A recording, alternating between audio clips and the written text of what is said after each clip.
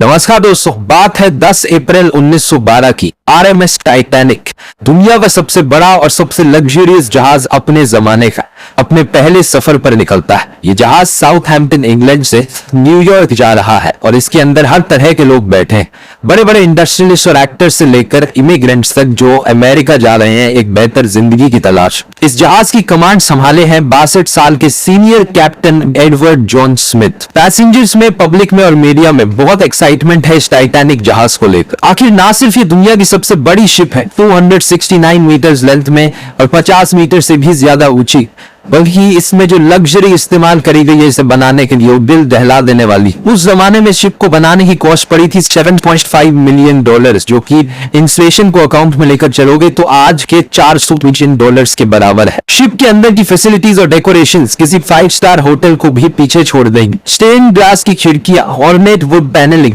2 बड़े बड़े grand staircases, एक heated swimming pool, Turkish bath, electric bath, एक जिम, एक स्क्वॉश कोर्ट, 4 रेस्टोरेंट्स, 2 बार्बर की दुकानें और एक लाइब्रेरी भी। और तो और जिस तरह के सेफ्टी फीचर्स का इस्तेमाल किया गया था टाइटैनिक को बनाने में, इस जहाज को अनसिंकेबल माना जाता था। ये एक ऐसी शिप है जो कभी डूब ही नहीं सकती क्योंकि इतनी सेफ है। व्हाइट स्टार लाइन उस कंपनी का नाम था जिसने इस टाइटैनिक जहाज को बनाया था। इस कंपनी के वाइस प्रेसिडेंट इतने कॉन्फिडेंट थे इस चीज को लेकर, उन्होंने पब्लिक के सामने आकर ओपनली कहा था ये जहाज अनसिंकेबल है। लेकिन अपने पहले सफर पर रवाना होने के सिर्फ 2 ही दिन बाद 12 अप्रैल 1912 को टाइटैनिक को अपनी पहली आइस वार्निंग्स मिलने लग जाती है।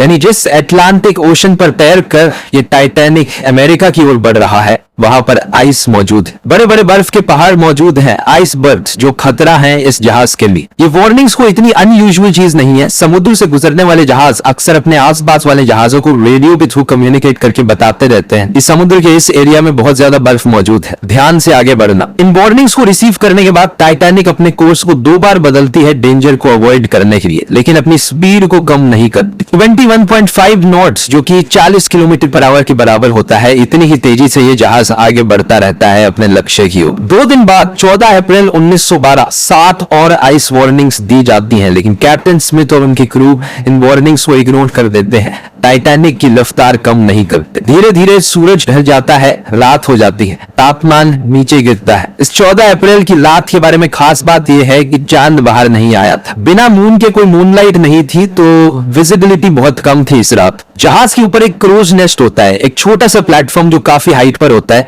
लुकआउट पॉइंट कह सकते हो। यहाँ पर किसी को बिठाकर रखा जाता है हमेशा, ताकि सामने जहाज के क्या आ रहा है वो नजर रखते रहे, कहीं कोई ट्रैफिक तो नहीं, कहीं कोई ऑब्स्ट्रक्शंस तो नहीं आ रही है। तो जो बंदा इस जगह पर बैठा था उसे बड़ी ही ठंड का सामना करना पड़ता है। बहुत तेज रफ्तार से ठंडी हवाएं बह रही थी, ऊपर से रात का समय था और ठंडी हवाओं की वजह से आंखों से आंसू भी आने लग जाते हैं, जिससे आगे देखना और भी मुश्किल हो जाता है। रात के 11:39 फ्रेडरिक फ्लीट नाम का एक बंदा इस क्रूज नेस्ट में बैठा है।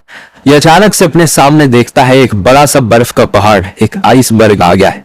जल्दी से 3 बार घंटी को बजाता है ताकि नीचे बैठे हुए लोग सुन सके। फिर फोन उठाकर कॉल करता है ऑफिसर्स को ब्रिज पर, चिल्लाकर कहता है सामने हमारे एक आइसबर्ग है, जल्दी से जहाज को मोड़ो। फर्स्ट ऑफिसर विलियम ब्रिज पर बैठे इस इंस्ट्रक्शन को सुनते हैं और इंजन रूम को संदेश देते हैं कि जहाज को लेफ्ट डायरेक्शन में मोड़ दो। लेकिन अनफॉर्चुनेटली बहुत लेट हो चुका है। सिर्फ 1 मिनट बाद 11:40 जहाज तरफ की आइसबर्ग से टकरा जाता है। The Titanic is a meal breed of luxury lines. Titanic left port in Southampton, England, commanded by passengers were many of the wealthy and influential. The band played the gayest tunes of American ragtime dances. The time was 11:40. The iceberg grazed the right side of the ship, and all of a sudden she lifted up quickly. Everything that was moving was going through her.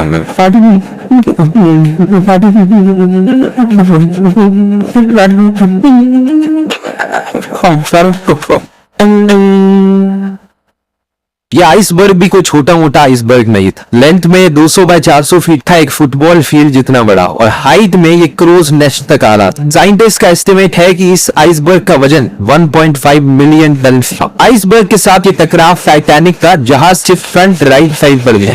Specifically कहा जाए तो बो के पास हुआ। अब बो कौन सा हिस्सा होता है जहाज का, इस फोटो में आप देख सकते हैं कि ये सामने का ये वाला एरिया होता है बो के ऊपर जो एरिया होता है उसे स्टर्न कहते हैं, और उसके नीचे जो बाहर निकला हुआ पार्ट होता है है, इसे कील कहते हैं। करीब 10 सेकंड तक ये जहाज आइसबर्ग के साथ सरकता चला गया और एक बहुत बड़ा डेंट पड़ गया। इसकी वजह से शिप की मेन बॉडी में कुछ छोटे छोटे होल्स भी आ गए। आप शायद सोचोगे कि कैसे पॉसिबल हो सकता है, एक बर्फ का टुकड़ा एक मेटल को कैसे काट सकता है। अपने फ्रिज में रखी बर्फ को इस्तेमाल करोगे तो हाँ, वो उससे मेटल नहीं कटेगा, लेकिन ये ध्यान रखिए कि एक बर्फ का पहाड़, उसका खुद का वजन कितना होता है। अब कहने के लिए तो लकड़ी भी मेटल को नहीं काट सकती, लेकिन फिर भी आपकी मेटल की बनी गाड़ी जाकर पेड़ से टकराकर पूरा चकनाचूर हो सकती है। तो सिमिलरली क्योंकि इस आइसबर्ग का वजन इतना था, क्योंकि ये इतना बड़ा था, इसने इस टाइटैनिक जहाज को बुरी तरीके से चोट पहुंचाई। कोलिजन के कुछ ही सेकंड्स बाद कैप्टन स्मिथ और शिप के आर्किटेक्ट थॉमस एंड्रूज तुरंत पहुंचे देखने के लिए कि इस जहाज को कितनी चोट पहुंची है इस इंपैक्ट की वजह से। देखा तो उन्होंने रियलाइज किया कि ये जहाज तो डूब जाएगा। वो कंप्लीटली शॉक हो गए इस चीज को देखकर।